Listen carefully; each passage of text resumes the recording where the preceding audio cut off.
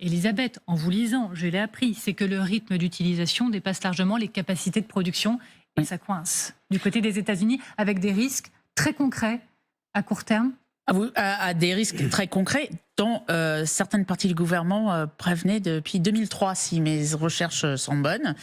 C'est-à-dire que si les États-Unis veulent être présents sur des multiples théâtres d'opérations depuis à peu près une vingtaine d'années, notamment au sein du Congrès et des instances, on va dire, des commissions qui contrôle à peu près ce qui se passe, notamment la production et le budget, il prévient en fait que si demain il faut combattre par exemple la Chine et le Taïwan et au Moyen-Orient, en fait on fabrique pas assez et assez vite. On en a parlé en fait quand on parlait de l'Ukraine et quand on parlait des Tomahawks et tout le monde disait non, non, non, les Américains ont assez.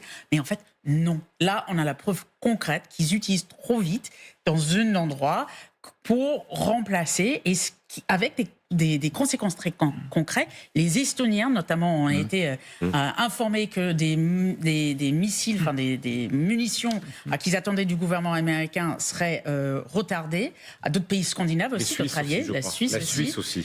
Donc, c'est vraiment très important de comprendre que c'est pas des choses qui sont nouvelles. Même ce laser, je crois qu'il commence depuis les années, enfin depuis 2020 de les installer.